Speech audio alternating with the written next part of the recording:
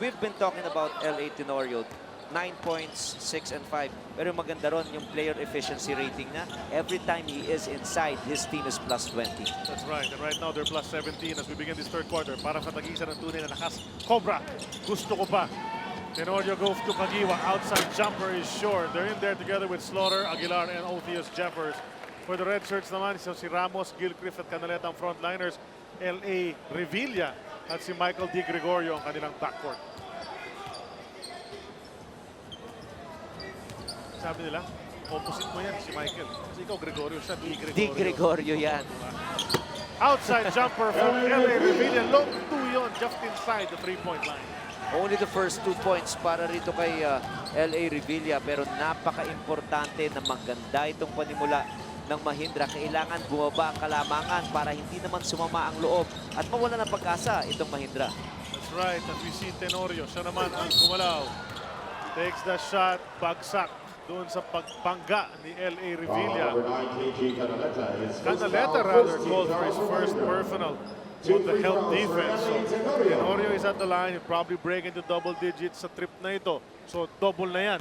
Yung dalawa na lang, paantayin natin yung rebounds sa assist. Alam mo, yan ang nagpapaganda dito sa larong ito eh. Hindi lamang yung final score ang iyong aabangan. Yung triple-double watch natin, it brings so much excitement, especially if you are a basketball fan, dahil ang hirap mag-double-double, mas mahirap ang triple-double. That's right, especially for a guy, yung ganyan statue, guardia pa yung gagawa niya, re-rebound ka na 10 beses. Tama ka. Diba? L.A. Revilla, siya naman ang susugod, looking for a foul call, none came. And Japet Aguilar, siya na magtatawid sa timeline, 16-point lead para sa kanyang koponan. They go to Greg.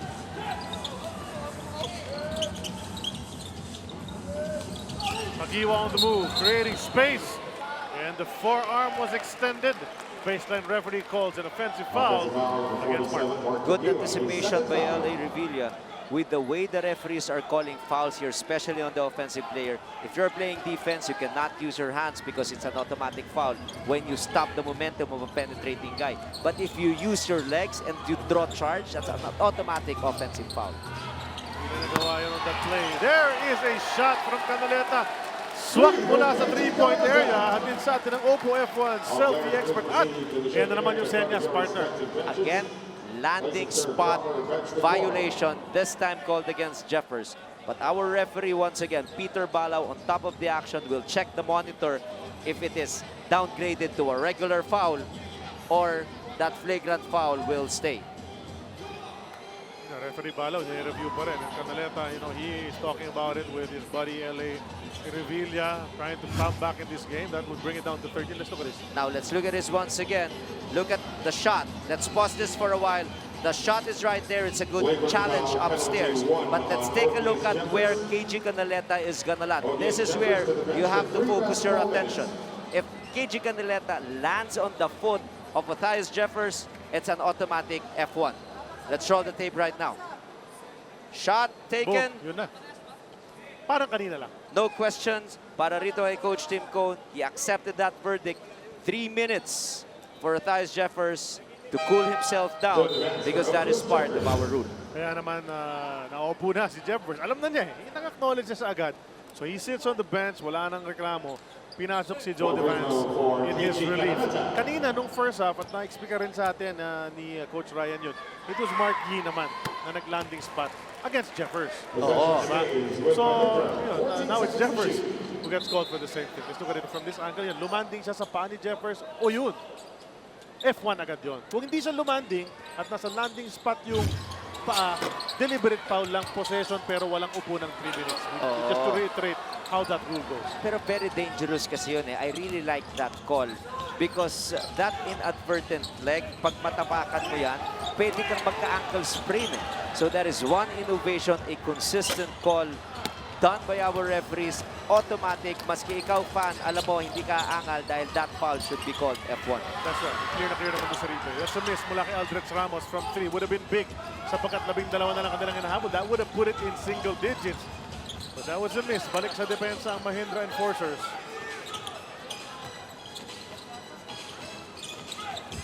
Japet, hiningi ang bola kontra Aldrich Ramos. They find Tenorio. He steps into a 3. Wow, that's a three-point shot brought to us by Oppo F1 selfie expert. Sipin mo, may pagkakataon ka, coach, na ibaba sa single digits. Ngayon, balik sa 15. A well-executed play. That's part of the triangle offense that Coach Tim Cone is known for. In and out ang tres nito si Michael Di Gregorio. He can't get it to fall. He scored double digits in 2 of their games so far. Kagiwa, bitin ang kanyang outside shot. Balik kay Revilla.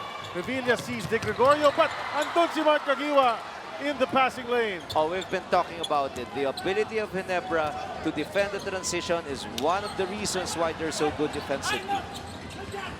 Yung sa Fast and the Furious nila ni Helterbrand, di ba siya si Furious, si Kagiwa? Pero napakita niya, fast rin siya eh. Oo. Diba? Naagaw na yun. Tapos, tres naman ang ginawa ni Joe Debas. Hatid sa atin ang Oppo F1 selfie expert. 12 points na lang kanina. Ngayon, 18 na agad dahil back-to-back tres para sa barangay. But remember, tinawag na Fast and the Furious on offense. Pero kanina, depensa ang ginawa ni Mark Kagiwa. Sino yung kanina yun? Pare, ano nangyari doon? Nag-switch? O, switch. Ha? Walang switch kay, ano, kay AG. Ay, yung dalawa lang pwede.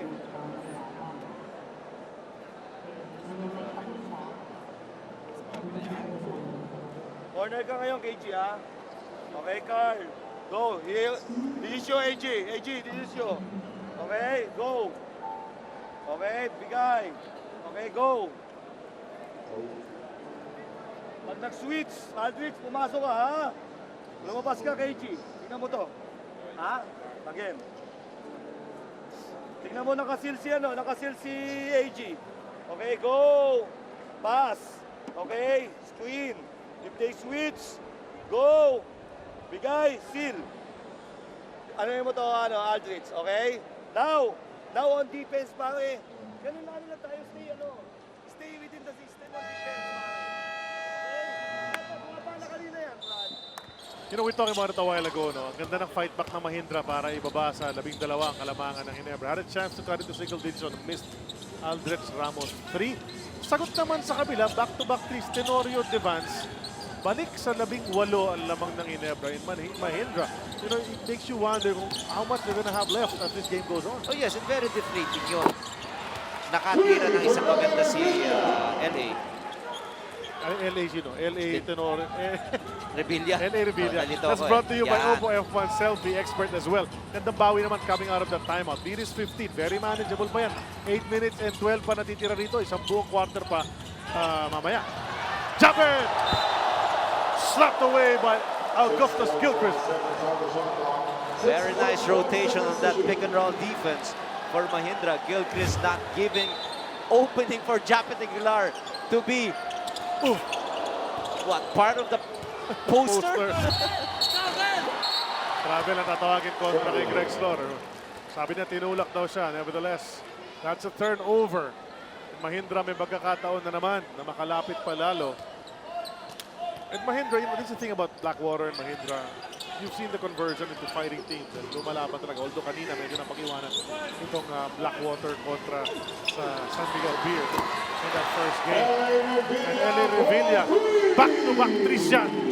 Ganda ng matchup ng mga LA natin. But more than that, really, they might reconsider the defense right now. LA Tenorio, after that second 3 of LA Revilla, look at the direction of Coach Tim Cone as if to say, are we still going to go under this pick and run? Because if we keep on going under, then LA Revilla will shoot that with impunity. Makibalita muna tayo kay Sel Guevara. Coach Tim Cone commented that it's good that they got some threes in earlier here in the second half, but they need to make more shots. At saka pinunteriya din ni Coach Tim Cone that LA Tenorio needs to adjust on screens because he positions himself too far. Back to you. Inside the Gilchrist turnaround jumper. Short. At hindi talaga nila ma-break yung 12-point spread na yan. No, kanina, ganun din ang nangyari.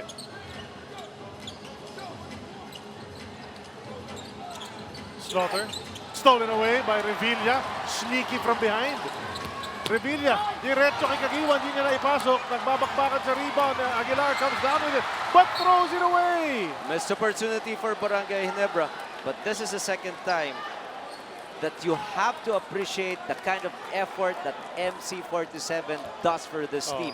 He's the last line defender, quickest to defend their goal in transition. Diba? Ito si Mark Iwan, nagpapakita talaga. He has found that left in him. Slam attempt from Gilchrist, hindi na ikompleto. Ngunit, nakabingwit naman ng foul kontra sa isang big man ng Barangay Ginebra, Greg Slaughter. His second personal. So, Augustus is at the line para sa dalawang free throws na naman. 3 out of 5 from the line, only 30% on a 3 out of 10 shooting from the field. So obviously bothered by the defense of Slaughter. But good thing is he attacked the basket so hard, was able to get that foul. That is only his 10th point in the ball game. Remember, he was held scoreless in the first, due mainly because of 3 fouls. Swak ang dalawang free throws ni Gilchrist. 11 puntos para sa kanya. 10 na lang ang lamang ng kalaban. 53-43. Mahindra trying to make a game of this here in the third quarter. 6:41 remaining. Revilla almost stole it away, but Tenorio now all by his lonesome. Napabayaan. Very nice shot. 15th point already by Teniente Tenorio. Mintis ang layup ni Aldrich Ramos, claiming na tinulak siya mula sa likod. Walang pito. And here's Ginebra once again. Nakabalik na si Otheus Jeffers after sitting out 3 minutes for the F1. Poposte pa si Tenorio. Pushing LA Revilla. Knocking him down. Offensive foul at tinawag. May konting initan sa dalawang ito no? Yung dalawang LA. Yeah, may konting pride Dahil sa tingin ni LA Tenorio na kayang-kaya niyang postihan itong si LA Revilla, bakit nga naman mas maliit sa kanya? Pero it is not part of the offensive system of Coach Tim Cone. Kaya medyo pinagsabihan niya si Tenorio doon. A while ago also, natirahan kasi siya ng 2 tres sunod-sunod dito si LA Revilla. So there's some frustration on his part as well. Gilchrist, the stop, and the glass was friendly kay Augustus Gilchrist. And guess what? Yun yung hiti natin kanina pa, no? Keeping in step, taking baskets, 55-45. We're under 6 minutes remaining dito sa ating third quarter of action na patawag ng 30-second timeout. Ang Barangay Ginebra, Coach Tim Cone, hindi natutuwa sa nangyayari. Hindi natutuwa dahil nawawala yung killer's instinct ng kanyang kupunan. 18 kalamangan kanina, pinakpakalaki sa 21. Pero unti-unti nang nababawasan. Pero ito, magandang pag-atake dito ni Gilchrist against Greg Slaughter. At yun, walang humelt.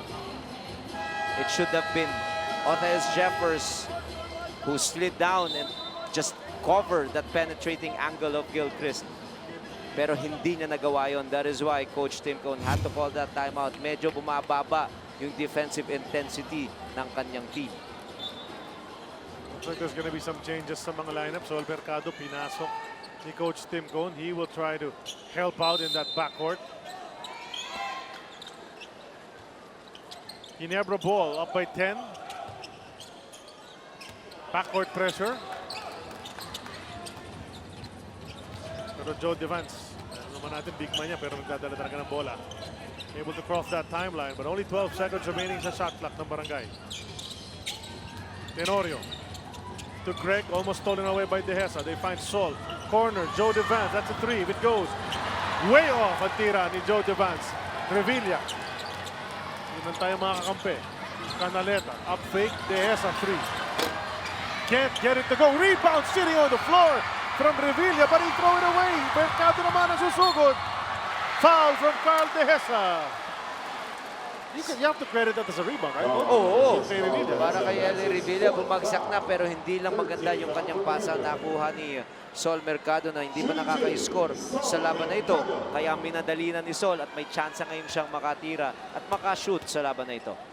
You know, yung sabi mo nga, may mga side show. Siyempre, the main game, that's the whole story here. Pero may mga side stories yan. And siyempre, yung nangunguna dyan ngayon, yung matchup ng LA. Yan. Tapos si Mark Caguiwang, ganda rin nilalaro. Tapos ngayon, guess who's coming in? Upo muna si Tenorio. Helter Brand ang pinasok ni Coach Tim Cone. Grabe yung following nitong si Helter Brand. Patayo pa lang siya, nagtatanggal pala ng warm-up shirt niya. Sigawan na, hiyawan na yung mga tao. Tignan natin kung mabibigyan niya ng magandang performance ang mga taga-Antipolo. That's right. Pero mintis ang dalawang free throws ni Sol Mercado. Score hasn't changed. 55-45. Canaleta wants to change it. He does. That's a 3 mula sa kaliwang kanto. Although he falls, looks like he sprained his ankle sa kanyang paglanding. as he tries to run up gingerly. Depensa sa ilalim, gusto naman bawiin yung tres. The OTS Jeffers the old-fashioned way. Every time he gets that ball in the paint, he knows what to do. He is very, very impatient. He will get his defender up in the air and he will shoot. But what happened there was a weird sequence. After that three of KG Canileta, he slid back a little bit. Nandun yung kanyang mga teammates sa bench, nakaupo dun sa floor. Bahagyang natapilok. He walked back gingerly, but 4-on-5 na. Kalamangan ng Ginebra sa numero, kaya nakashoot itong si Jeffers sa loob na walang depensa. Kaya nga, so sandaling-sandali na napababa sa single digit dahil binawi agad ni OTS Jeffers. Balik sa 10 lamang ng kanyang koponan. Canaleta wants to attack. Turnaround jumper over the smaller Sol Mercado. 5 straight points strung together by Nino. It's just good to see him back. Hindi na siya naglilimp. He scored right away. Greg Slaughter. Hook shot. Talbog palabas. Bakbakan sa rebound. Sino kukuha? Slaughter rin naman. Hook shot. Can't get it to fall. Looking for a foul. Jeffers nakagaw sa ilalim. Merong basket. The rest of the barangay gave up on that play, but OTS Jeffers kept it alive for 2. Oh, very nice energy there for Thais Jeffers, and that got Ginebra fans alive. They're up by 10 points, but the energy is so electric from their reinforcement. First chant of Ginebra mula sa mga fans. Dahil ito nga, nawala na sa kanila ang bola, pero Jeffers, siya na lang ang naiwan dun eh. You saw it right. Bumababa na yung 4 na kanyang mga manlalaro. Even si Greg Slaughter nag-give up na eh. He was ready to defend the transition. 12 points, 8 rebounds. Not enough shots for him, but he's shooting more than 60%, more than 50% from the field. May balita ulit tayo kay Sel Guevara. It is OTS Jeffers that they need to have his teammates back and bring the needed energy despite coming off a short break. Hindi tulad ng kanilang mga past games na mahaba ang pahinga. Sabi ni Jeffers, he does not know what Mahindra is gonna throw at him. He's ready to be both a role player and a go-to guy. Back to you. Well, you talk about OTS Jeffers. He's doing it here. Dito, sa run na ito, na pinababaan na ng Mahindra ang kalamangan ng Barangay Ginebra, OTS Jeffers has been carrying them these past 2 sequences. Oh yes, first on that offensive rebound. And this time, he did not only get the offensive rebound, he also made that nice pass to the cutting Sol Mercado. So, you are correct. After he sat out 3 minutes because of that flagrant foul call, ngayon he's giving his team a lot of energy to perform at their finest. With that basket, balik sa 12 kalamangan ng Barangay. Sol will have a free throw pagkatapos ito on timeout. Sol trying to make up for the 2 missed free throws a while ago. So taas ng energy. Flagrant foul penalty 1 ang tinawag kontra kay LA Revilla. So LA Revilla will have to sit for 3 minutes. And he'll come back probably 4th quarter no, dahil 3:37. Ay, hindi. 5 minutes na, no, dapat.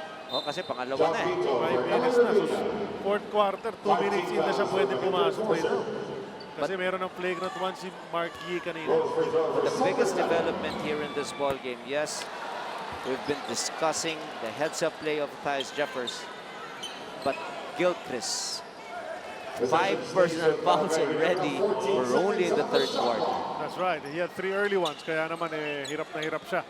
So now nasa bench yan. And Bradwin Ginto, an undersized big man, ang nandyan sa loob. Mercado can't get it from the line. They go into Greg.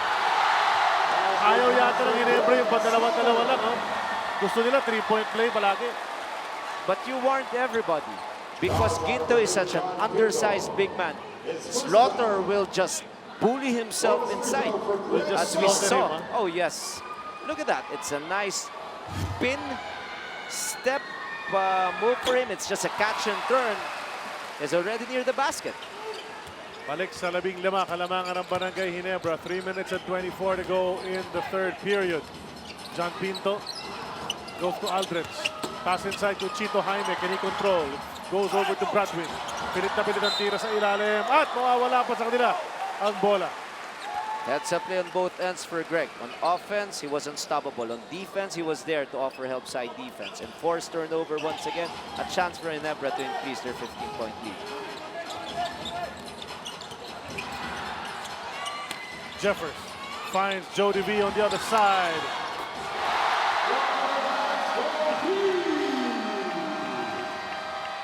Right. Bench, come on, bench. Bigyan na ng starter shot. You need to go to the next level. Sayang, masyado kayang relax dun eh. Pagpasok dito, wala na. Sayang. Hey.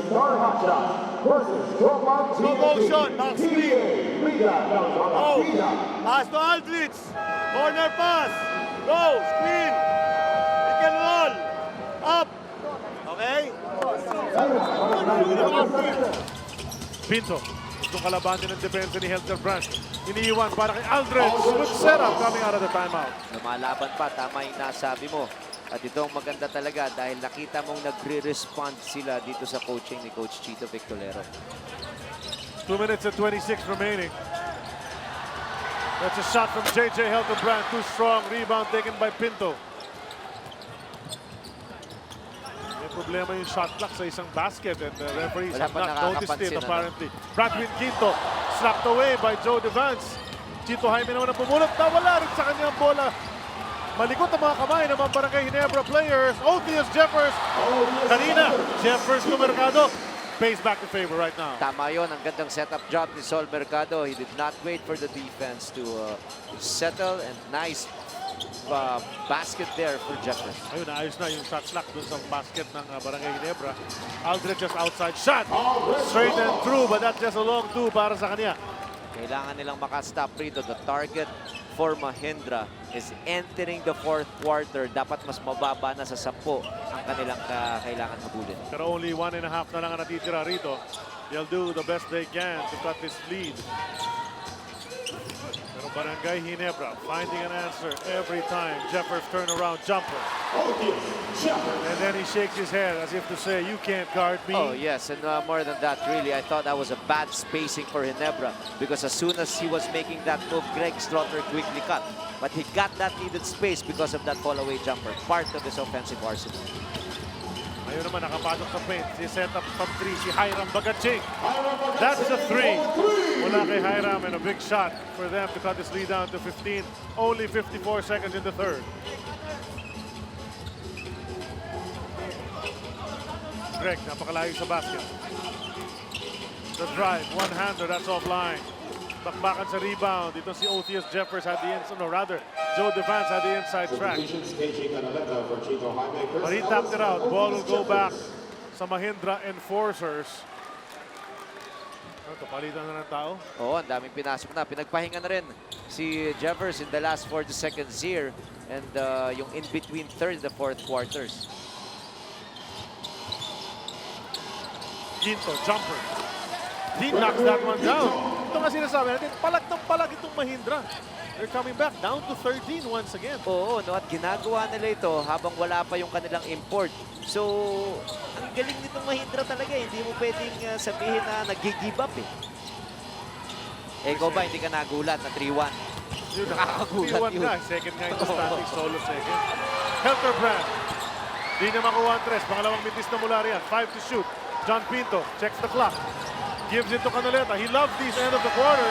And he knocks it down! Sipon Q! Ginagawa talaga ni Canaleta yan eh. Diba? Wow, that's a big shot ha. Titingnan nila kung counted yon. Sabi, referee right away. Counted yan. Oo, at saka grabe rin tiwala mo kay KG ha. Kakatira pa lang eh, kinall out mo na. And dun eh, walking into the three-pointer. 10-point lead for Barangay Ginebra when we begin the fourth quarter after this break.